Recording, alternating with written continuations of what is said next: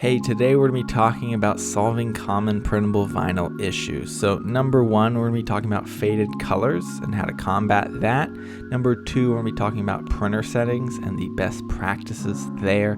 Number three, we're going to be diving into issues with reading the cut lines, especially for glossy printable vinyl, clear, and even holographic printable vinyl.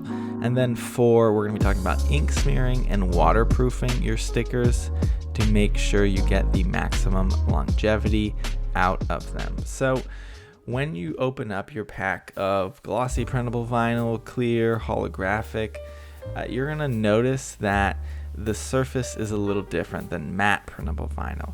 And with that, when you stick it into your printer, sometimes the faded colors come out, and especially here, black ink is not showing up. So with your printer settings, if you select photo on glossy paper, it's going to set the highest quality and usually spit out a little more ink so that it is more vibrant. And when you download your file, you're going to want to make sure it is downloaded as a transparent PNG file, okay, on a transparent background. So when you download it, in this case, we download our file from Canva, we see nothing but the sticker. And if you use a laser printer, your photo quality prints might end up being a bit higher and your ink will not run as much. So with dye-based inks, usually with cheaper printers, the black ink can sometimes run or fade or just not show up very well, as opposed to laser printers or pigment-based inkjet printers, which with this color laser printer, we can see the quality here, nice and vibrant, and that's what you want to shoot for. So those are your options. When you stick your stickers into the die cut machine, reading the glossy cut lines sometimes is an issue.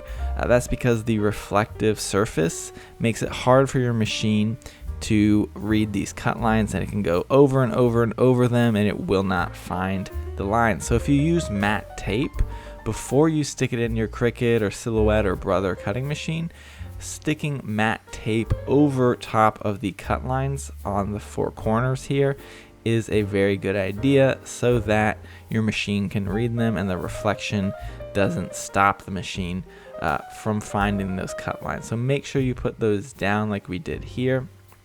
Stick them down, and then again we stick it in the machine. It's the same exact process, but now your cutting machine can read them and go to work with the whole cutting process, okay? And for our example, we're using a Cricut Explore Air 2, and we use the Cricut Print Then Cut feature in Design Space, and this is how they turned out.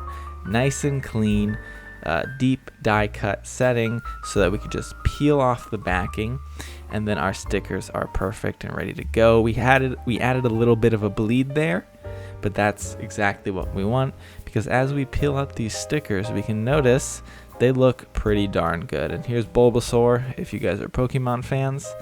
And so when we're getting into the water resistant versus waterproof type of situation, you can see that a little bit of black ink rubs off. All right, again, this is because we used our DeskJet printer with dye-based ink, which is water soluble, and it's hard to tell here, but the image on the left was not sprayed, and then we can see that the vinyl itself sometimes actually tears. All right, so for thin vinyl, you're gonna want to be careful with that.